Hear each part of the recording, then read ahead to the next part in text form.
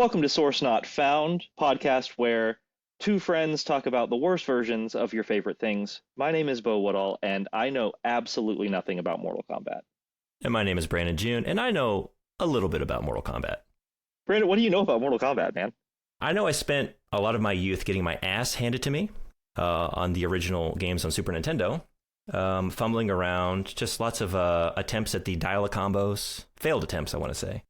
A lot of hearing things from a friend's older brother, like, did you know that on this level, if you put in this series of inputs, like Liu Kang turns into a dragon? But more recently, I guess I did spend a lot of time. I played a bit of Mortal Kombat 10. I think that was my first experiencing of the series since the initial trilogy. Coming back to that, and then actually I spent a lot of time with Mortal Kombat 11. That's like the first time, maybe in my life, because even as a kid, aside from the aesthetics and all the awesome gore, I kind of recognize Street Fighter is a better game. I'd rather be playing some Street Fighter right now. Shots fired. We're getting controversial here. Yeah, they're gonna come for you, buddy.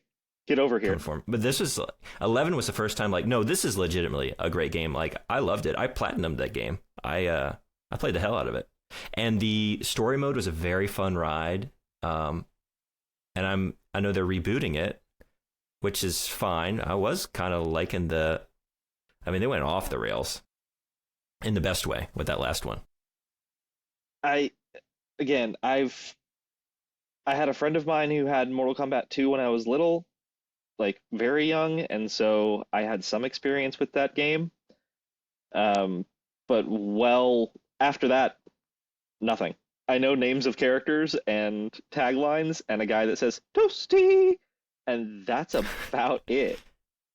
I mean, that's a deeper cut than I think most modern fans would even recognize, right? My friend, when I was younger, that's all he wanted was to see Toasty Man. Classic. I mean, whether you have experience with the series or not, though, these characters, some of them are just so iconic that you can't help but know Scorpion, right? Oh, if yeah. you have any gaming experience. I mean, you can recognize them by color of the ninja mask, and you can recognize some of them by the moveset they have or the weapons they have, just based on cultural osmosis, I think, at this point. Well, it's funny you bring that up, in terms of the color aspect of things, because yes, if you can recognize one of them, you can probably recognize a few of them, since we basically have the same general design, aside from blue Ninja Man or yellow Ninja Man or green Ninja Man or gray Ninja Man, red Ninja Man. We got a gray Ninja Man. There are tons of Ninja Men. All the Ninja Men. But we are going to pretend we don't know who's that Ninja Man. I don't know that Ninja Man. I know no Ninja Man. I know no Ninja Man. I'm pulling out my, what do I want to say, Men in Black memory erasing device. I am going in a tabula rasa, clean slate, for the experience of what? So I found a book called Mortal Kombat, a novel based on the characters in the video game Mortal Kombat by Jeff Rovin. This book is not a novelization of the movie. This is a novel based on a video game. And we have gone into this with clear hearts, open minds, can't lose, to see exactly what Mr. Rovin has brought us with these wonderful, wonderful characters.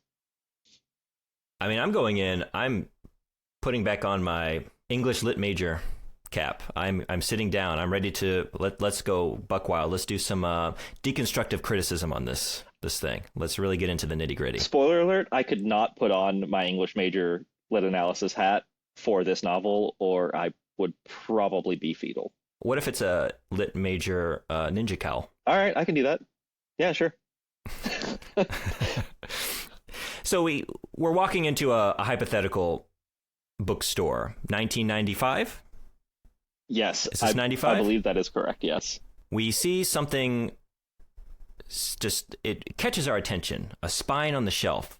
What catches my attention is the fact that Mortal Kombat is spelled with a K. What catches my attention is the fact that there is a dragon on this book. And that's honestly all 9-year-old Bo needed to pick up a book.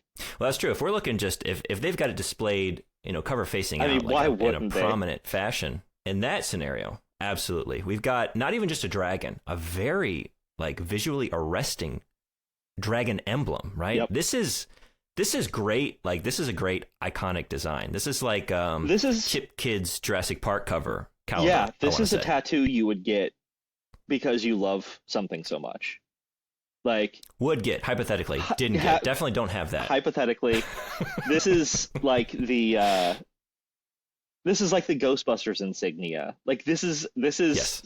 symbolic on a level that is damn near timeless, I'm willing to say.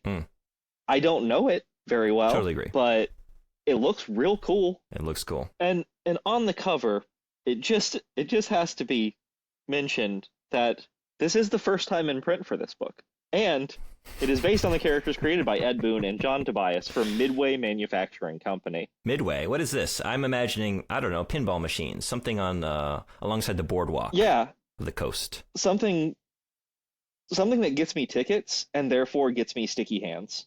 Yes, always the sticky hands. So we have bought ourselves what looks to be an amazing novel.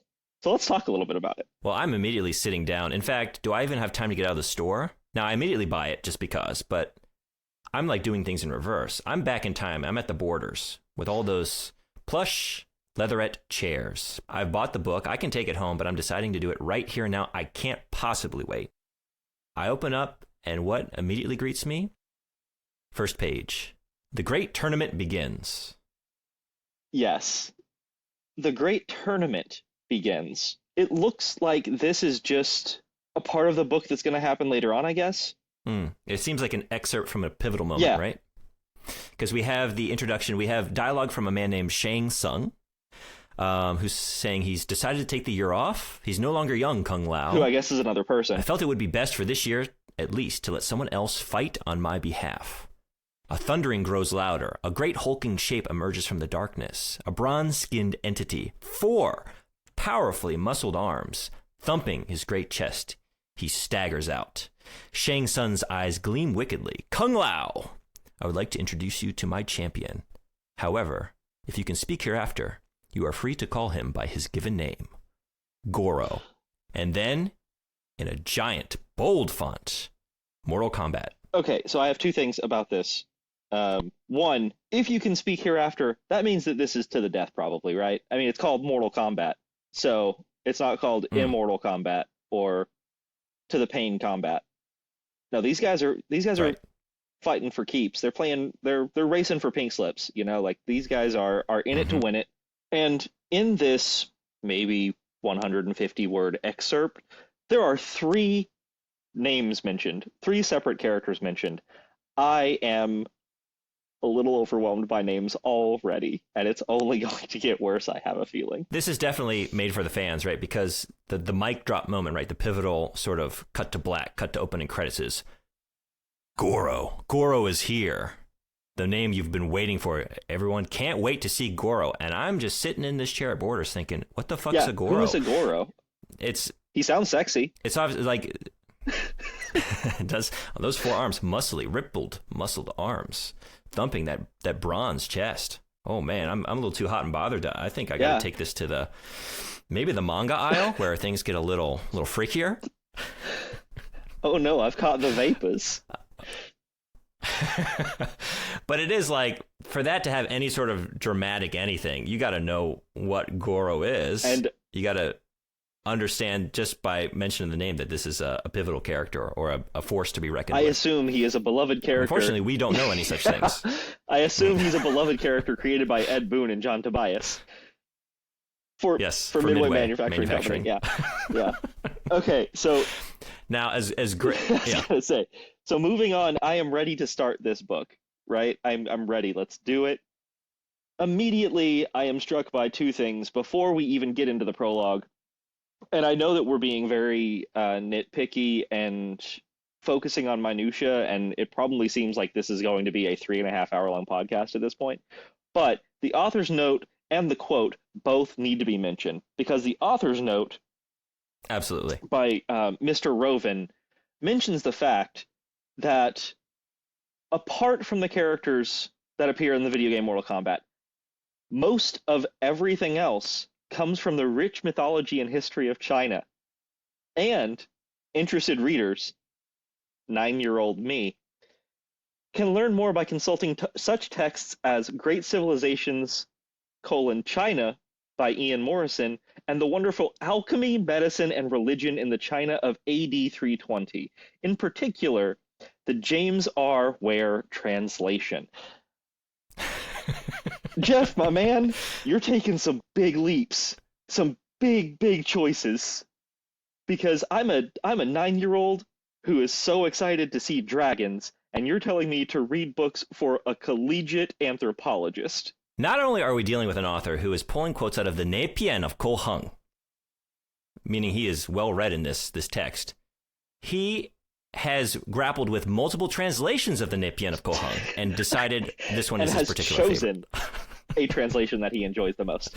Jeff, I appreciate the recommendation and your expertise here. This is a deep cut. I had to go digging around to even figure out what this text is. This is like an obscure Taoist text about alchemy and medicine. Like, you got to be seriously into Taoism to even have any conception of what this thing is. Before we even get into the story, do we think that Mr. Rovin is just a Chinese history scholar who wanted to write a fun novel? I think you've nailed it. It's like, I'm just not getting funding for my thesis on the Nepian of Ko Hung. This is how he got tenure. That's right. I got to bankroll this somewhere else, outside academia. Yeah, exactly. And the quote is actually a very good quote for an adult to read. But there is no way in hell 9-year-old me stopped to read the roots of a thing may be well balanced, but its branches may be deviant. There's not a single child that bought this book that took the time to read that quote. Or look up deviant in the dictionary. They might know deviant art, though. Yeah, absolutely. I knew deviant art. I was so sheltered. So from there, we're into the prologue. And in said prologue, we are starting right at the beginning of time.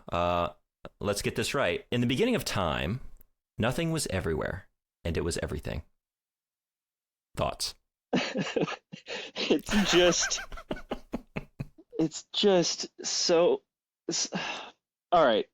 So I don't have a lot I need to say about the prologue. I mean, it's a 1995 release, and just anything at this point to try and craft an introduction to like the birth of time, the universe, and everything that isn't like derivative or stupid. I mean, that is a lofty goal. I mean, it's already been done so many times, by like the Bible, the Upanishads, even like Tolkien's like Silmarillion, right? Just like fantasy authors for years have been like crafting their own mythology, their own creation stories, right?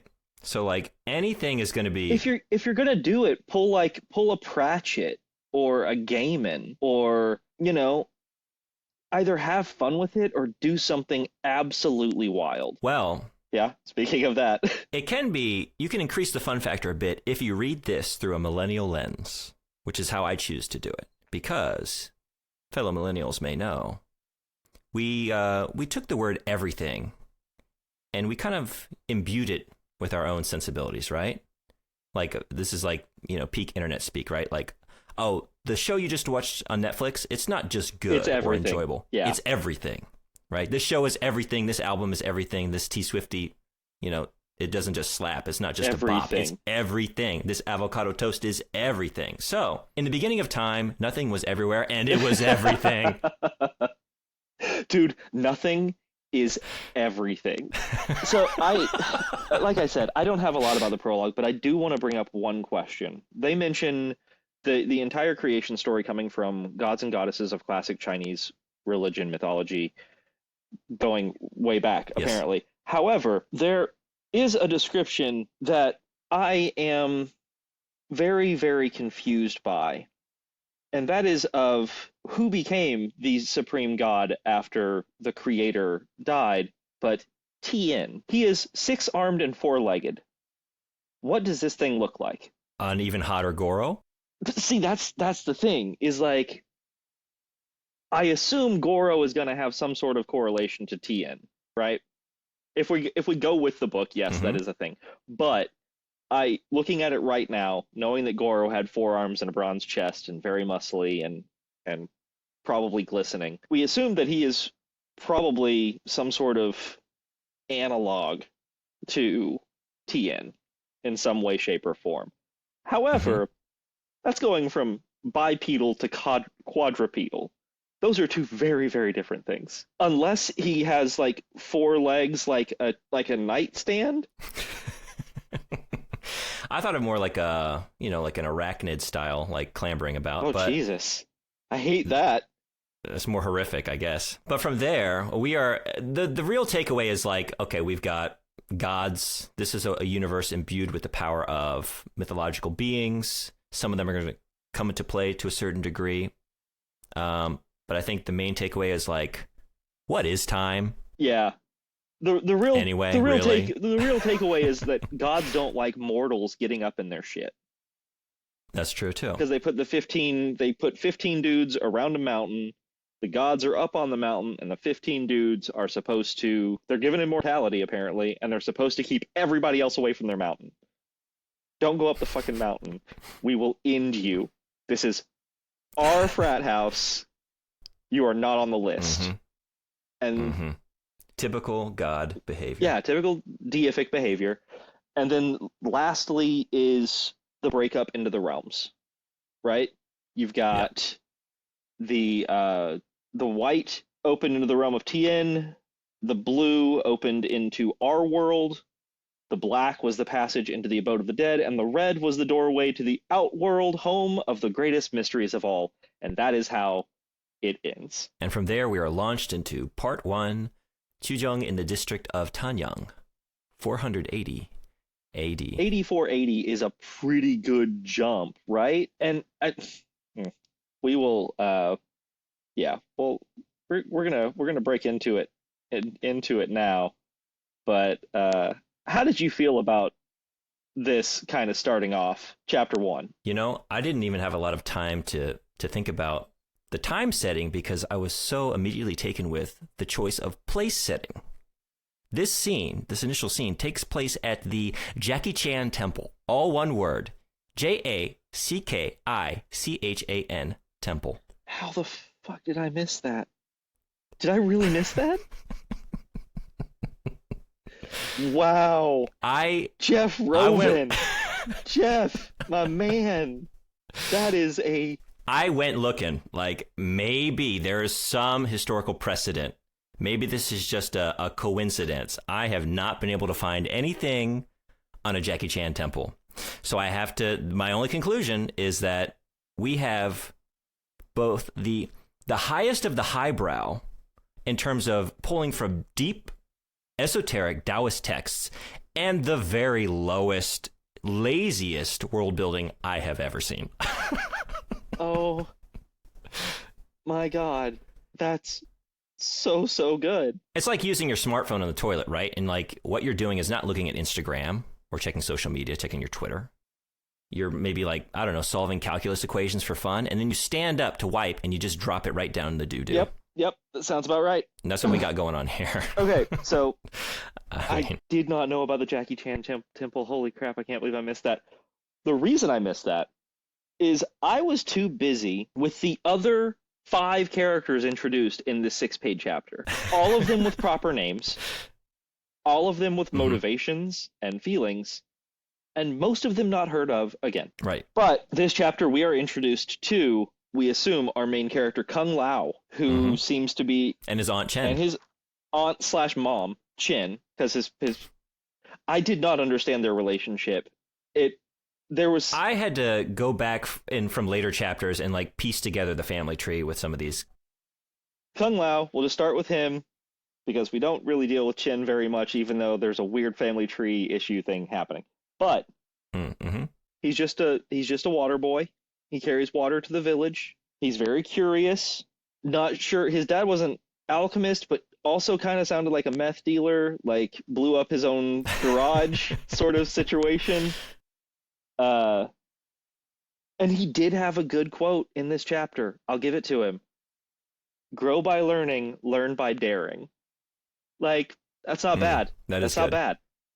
There's some good writing in this book. We are starting out kind of like poking fun and talking about some of the more sort of ridiculous ideas at play, but there's a lot of good writing throughout this book. So, chapter 1, we get our boy, Kung Lao. We get to meet his entire extended family, and we find out that we get a pretty decent sense of his character too, right? Because curious but cautious and loves to learn. He's kind of a dissenter, right? He is starting to believe that maybe everything they know about the god Tien is incorrect. Maybe Tien is not the ultimate god. Maybe, in fact, that title belongs to Peng Ku, because he has found a piece of cloth with a cryptic message on it that only he can see, and to everyone else it appears blank. Yeah, and he believes this means he was chosen to journey out and investigate the truth. This was my first instance of using all caps in my handwritten notes, and it just says, chosen one, ! Because, of course, he is. And even in chapter 2, the following chapter, right, we have a lot more of this, where he's talking about the leadership of China, right? And he talks about having little regard for the Han Dynasty, the unification under the Qin. Talks about them being fools, talks about the gods being selfish.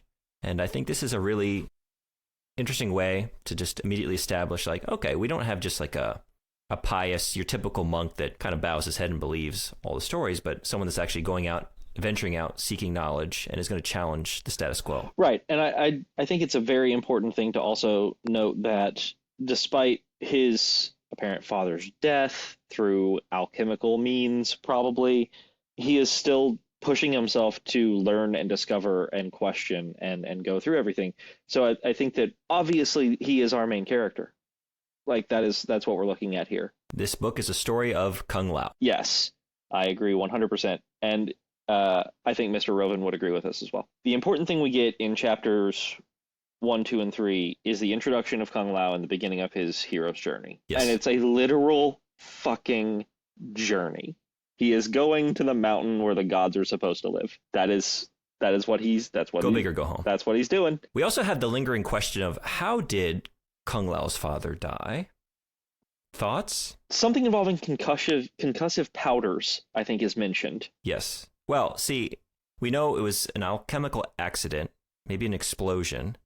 Now, when Kung Lao is remembering the nighttime meetings between his father and a beggar who always dressed in black from his youth, this sort of vague character that would come from time to time. Kung Lao recalls his father's strong desire to meet the gods, him stretching out towards the moon, wondering why he could not reach them. This was the driving force behind his alchemy, the desire to perhaps find something that might propel him to that distance. And this reminds me of the story of Wan Hu. I don't know if you know Wan Hu, maybe possibly the first astronaut. It's a story of a Chinese official. The range is it's a vast range, anywhere from 2000 BC to as late as the Middle Ming Dynasty in the 16th century. But basically, he had a bunch of fireworks, so rockets strapped to his chair, had them lit on fire, and then the idea was he would be propelled up into the moon. And maybe he did it because he was never seen or heard from again. Cool. So it was like the movie Up, but with rockets. Yeah. Cool. Probably a good deal more viscera. Yeah. Blood and guts just raining down upon the fellow officials, because I can't imagine that was a pretty end to that story. There's no way in hell, dude. But I like to imagine Kung Lao's father trying something similar. That's how I choose to read this. He was just a red mist at the end of the whole thing. So at the end of chapter 2, in the end of chapter 3, into chapter 3, we hit our newest pseudo main character, Raiden. At the end of chapter 3, we get to meet a sexy lightning man. Yes, he appears after Kung Lao has been traveling for days, out of food, starving, exhausted, even forgoes the proper mourning of his father, something he's required to do every day for 3 years. Yep. Because he fears that if he kneels down, he may not have the strength to rise again. So just at the end of this is the point in the hero's journey, right? Just being run through that initial series of trials. Yes. And he is rewarded for his perseverance by meeting Lightning Man. Yeah, he meets a sexy lightning man. Dressed in a straw hat and a white tunic. Yep. Standing in godly stature. I actually really like this line. Kung Lao counted the time in heartbeats and then in thunderclaps. I can just visualize like the sense of like time stopping and hearing nothing but his heart, and then just gradually time like resumes its forward progression, and a naturally slow progression, and the thunderclaps just punctuating that interminable moment. It's a very cool scene. I'm just imagining this god standing before him on this mountaintop, soaked in rain. So yeah, that's a lovely quote. The quote that struck with me was Raiden saying, "Your father was not the chosen one. You are. You understand the duality of all things. Now, listeners, readers, remember duality." Definitely remember duality. This is a story about duality, if nothing else. Holy shit. But I mean, that's what happens in this first part of the book. Is we've got Kung Lao going on his journey, meeting Raiden after basically sacrificing his own health, and both physical and mental, to try to learn about the gods. Right. And is rewarded by Raiden stealing him away on a bolt of lightning. Mm-hmm. And just before that, also the reveal that in a flash of lightning, Kung Lao has a flash of the man's old beggar's clothes. And this is one and the same. The mysterious beggar that met his father in his youth was, in fact, Lightning Man Raiden. Yeah, the god of thunder, but does a lot of things with lightning instead. Raiden. Mm. From there, we have yet another character, Chapter 4, a man named Shang Tsung. Yeah, so this is very important. This is when shit gets really crazy for me more than anything else. Yeah. So Shang Tsung is introduced. We meet our villain. The reason I feel like he is the villain is because he has minions. Also, he's trying to get into the demon realm. He actually even says he has had his agents steal from alchemists and magicians worldwide. So that is in the first paragraph that Mr. Rovin writes in this chapter. Shang Tsung is our bad guy. There is no question. The problem is, Shang Tsung is Kung Lao's uncle dad. Right. Shang Tsung is married to Chen. That's right. What the fuck, man? Like, I get it. You know, like, it's the classic Kung Lao, I am your father sort of situation, but... Uncle magic. Didn't even try on that one. The other thing that I have to mention before we get into the entire thing that he does with alchemy, which, honestly, I read it all and it was fine, but it just went right past me. But there is two notes that I have for the entire Shang Tsung introduction. One, these are characters made for the Midway Manufacturing Company by Boone and Tobias. Jeff Rovin decided to make the bad guy a fucking tax collector. Like, man, you could have just said, like, hey, you know what? Let's be cliche. He's a lawyer. And it would have been just as bad.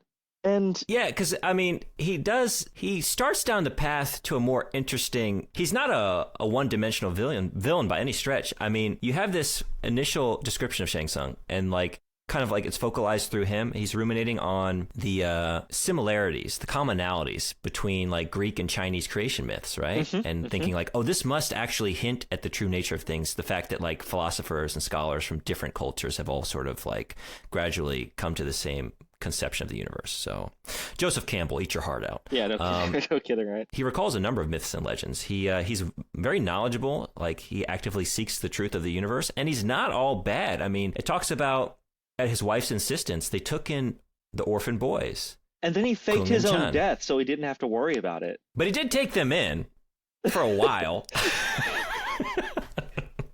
I mean, yeah, that's true. Well, I just mean, we have like the attempt to maybe round him out a little bit. But then it's like, by the way, he's a tax collector, and also his face, he has resting menace face. Just like it resembles a skull. I was gonna say, just even skin pulled taut around a skull. Jeff even says it's incongruously skull-like. Yeah. So that kind of all goes out the window. Like, all right, we got the big bad here. So before we get, because this entire chapter is about Shang Tsung's trying to get to the outworld, the demon realm, right? Before we get there, I just have to call out Mr. Rovin on one thing. He mentions a 4th century BC Greek philosopher, John Cleese. One, that man does not exist. I looked it No? up. Okay. John Cleese. Is this a pun? Is this a joke? Like, as in Monty Python, one and the same, John Cleese? Huh. Is that what he's going for? God, I hope so. And maybe it just went past me. That would at least make it a little better, right? If like, okay, it's still like that's a stretch. That's a weird thing to do with this opportunity. Still preferable to Jackie Chan Temple, I want to say. Yeah, sure. Okay, so we are moving along. We have Chapter 5, the introduction of the BBEG, Big Bad Evil Guy. Mm-hmm. The reason we know... This is the true... Yes, the reason we know he's the Big Bad Evil Guy is because he speaks in italics. That's true. No mistaking this one. And then, once we see that he speaks in italics and he has a little demon minion guy, he also calls himself the King of Darkness. Yes, well, not just that. We have the whole list of titles, right? Lord of Outworld, Master of the Furies, and King of the Dark Arts. Sure. Yeah, Master of the Dark Arts is just, that's what John Constantine calls himself. But, beside the point, he is also completely against duality. He wants to rule over... It is literally his way or the dead way. Like, although he does appreciate dualities in terms of torturing tactics. I mean, true. He's currently grilling one of his demon underlings and alternating icy breath and hot breath. Yeah, just doing the old icy hot. It's a little sexy. I'm not gonna lie. Everyone in this book is intended to be sexy. There is not a single character. This is a sexy, yeah. Even Shang Tsung's incongruously skull-like face, before that it's mentioned how strong his cheekbones are. Like, everyone in this book is intended to be sexy. But yeah, he is obviously the main bad guy, and come to find out, Shang Tsung is Shao Kahn's former regent reincarnated. Because that's a thing now too. Why not? Yeah, we have like a Goku Kakarot situation here, right? Like you were sent here on a mission to do bad things and forgot to do the bad things and are slowly starting to remember about the things you're supposed to do. And one of the biggest things in books is show not tell, right? And writing in general, you show, you don't tell. Right. Something is mentioned a few times, especially a little bit later on, but Shao Kahn mentions that he is the Master of Death and the Master of the Shokan regions of magic. I could give 0 fucks about most of everything I've read so far. I want to know what those regions of magic are, though. I really do. I really do. I want to know what Jeff Rovin can do with different forms of magic design and theory, because I bet that shit gets wild. I'm sure he's got several texts with favored translations that he can recommend to you.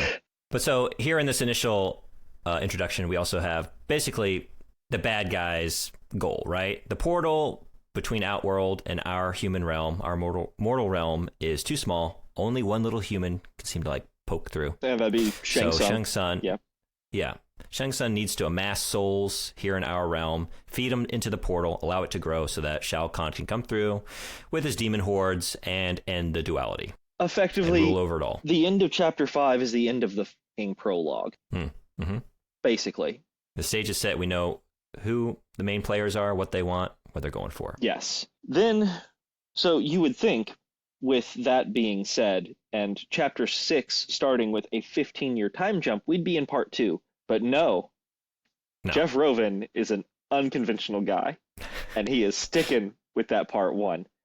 So we jump to Chapter 6. We are 20% into this book at Chapter 6, and we are just now hearing about Mortal Kombat.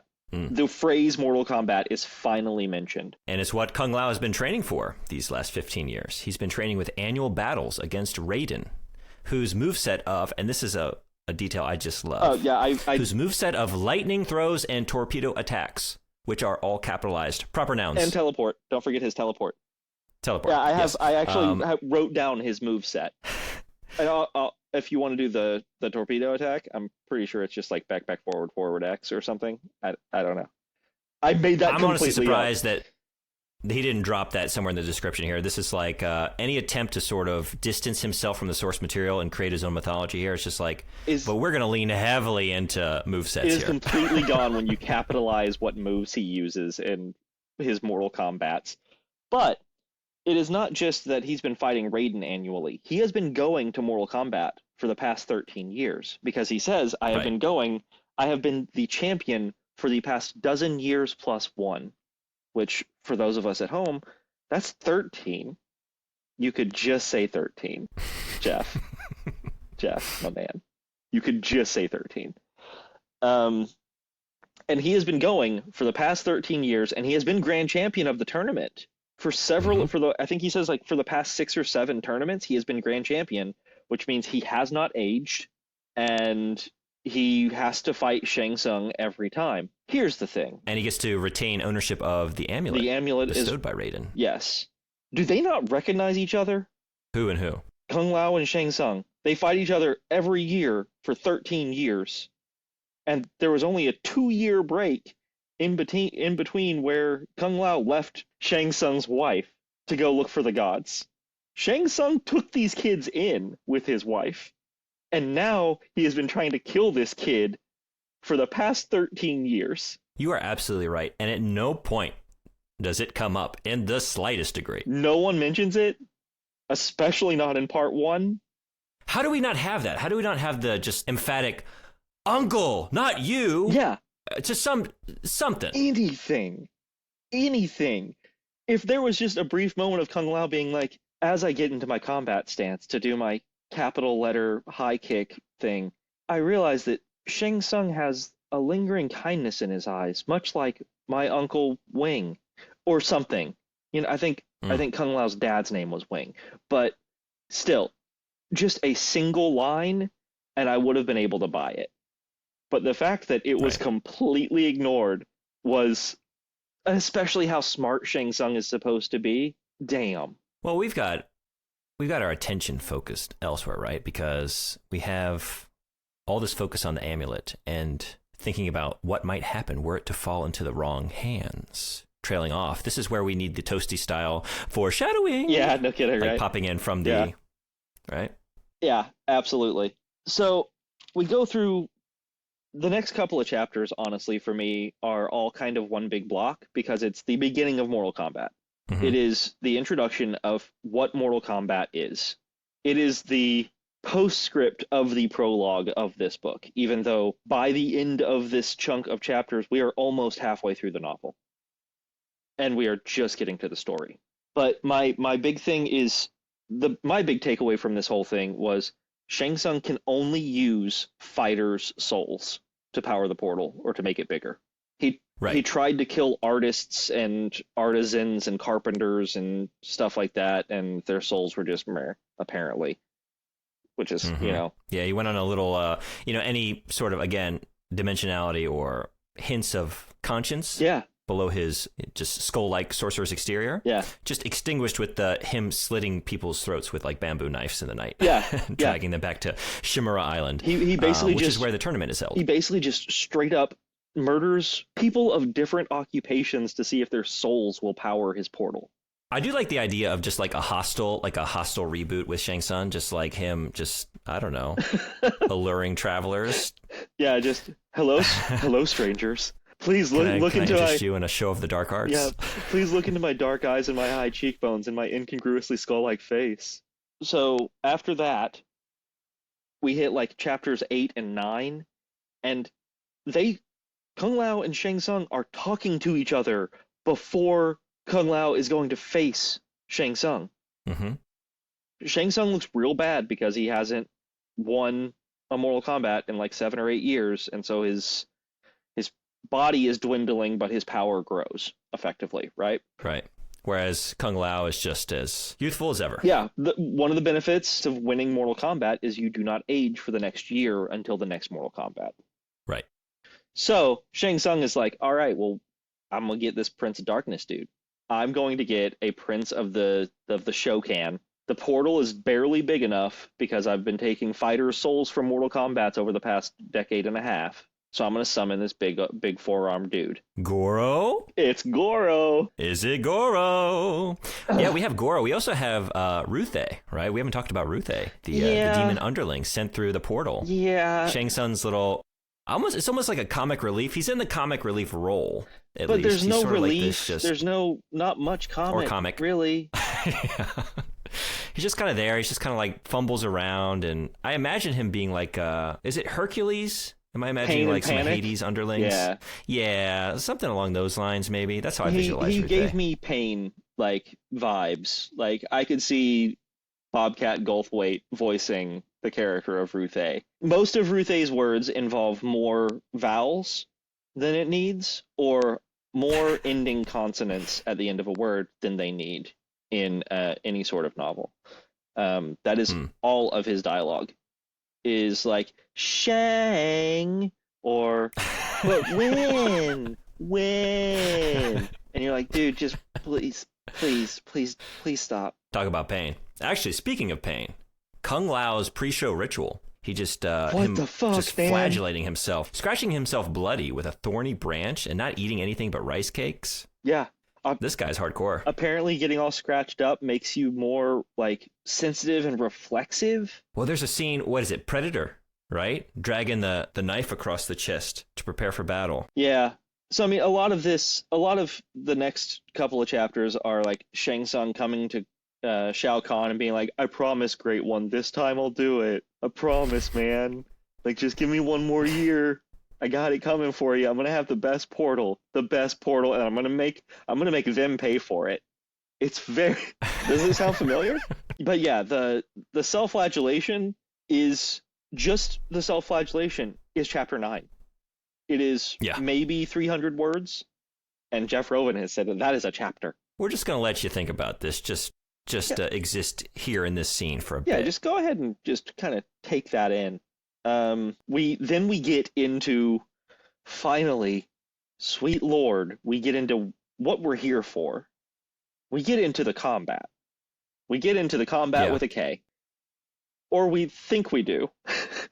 Yeah, we get we start with a pretty cool description of this island. I mean, even in a previous chapter, we just got the sense of like this just fog enshrouded, island, like a strange place, kind of surreal, right? The sunlight can't seem to break through, but it's like weirdly still, like birds don't venture into the interior. And then the actual like palace and the grounds itself is just, the dragon spouting fire illuminating the place at night. It is a cool image, as cliched as it is, but then there's just like some unintentionally funny shit. Chief among them. Oh, here we go. Shang Tsung's throne, made of iron, cast in the shape of human bones.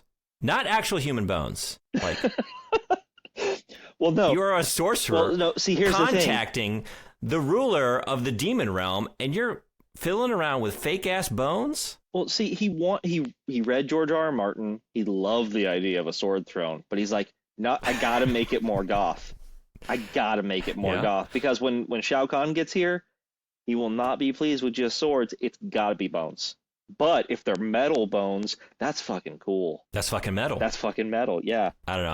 I can't help but think Hot Topic. Like, all right, why not just give him a collar and a fucking dangly chain wallet to boot? Let's get this guy some Jinkos. I feel like done with it. I feel like, yes, the iron forged in the shape of human bones is important and wild and kind of funny, but it's the next description right after that one. Oh, I think I know. That it's cushioned with the mystically preserved blubber of a whale. And covered in panda fur. From the sacred pandas. Fur only one such as Shang would dare take. And then there's shark teeth and human flesh. It's just, he's got like a freaking hunter's lodge going on in just his throne. Yeah. Okay. Just, there's so much here.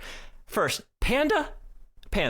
Like, it's one of the cutest animals you could have chosen. It's not proving anything. Like, if you, I don't know, they're sacred, right? So it's probably proving that he's spitting in the face of gods. Right. That's true. It's the whale blubber, dude. What? Even that, though, I know you're making a point, but like, it's like this black and white spotted fur. I can't imagine it goes very well with the decor. And just like, this is your bone throne. I mean, is that where? Also, that's where he takes Chin. Trademarked. Yeah, trademarked. My bone throne is a little different. Yeah. Like to prove your metal, like to drape it with like a tiger or a lion or something, like to, you would have proven your mettle obtaining said fur, but just something about the panda. But then it's like all this, we got the fake bones, but we have the real human flesh. Like, Yeah. Shang, it's right there. Like, you had to pull the flesh off of something to make your canopy, but you couldn't, like, where are the actual bones? Do we think that the bones have been covered in metal?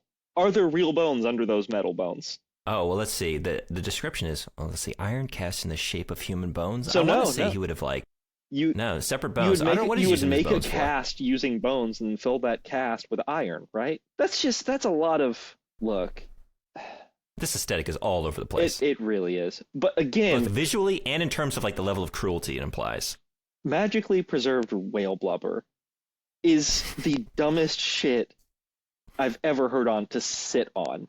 Dude, you have, like, people make down pillows. Like, swans, and swans are sacred, right? Like, in a lot of cultures, majestic birds can be considered sacred.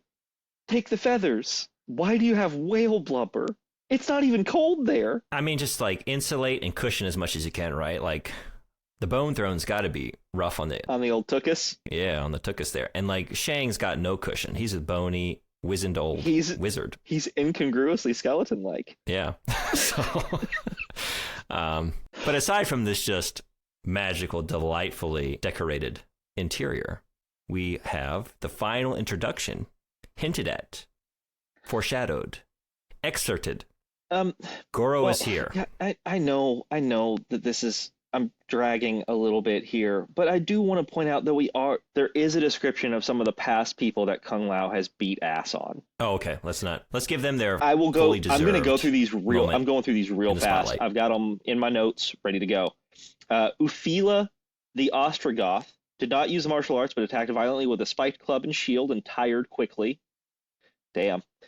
Mahada, who recited the Vedic hymn of creation as he fought, put up a noble struggle but lost several teeth during the match, and with them his ability to utter the hymn and his confidence.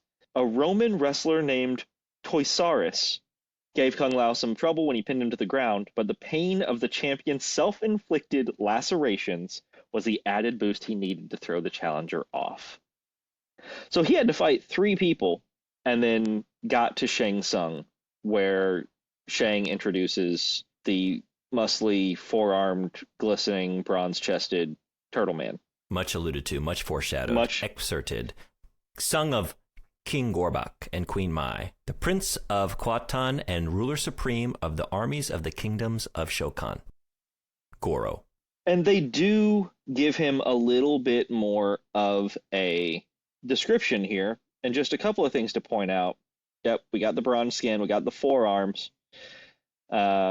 His forearms strain against iron wristbands, which, hey, super cool. He's got 3 fingers on each hand, sharp ears, a long black queue of hair, a nearly lipless mouth. So he is a 4-armed Ninja Turtle, but bronze. Sounds hot.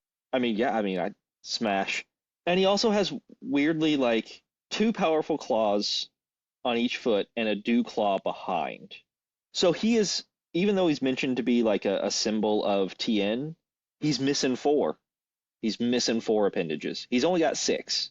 So he's an insect, not a uber spider octopus. Whatever the hell Tien is. I don't know.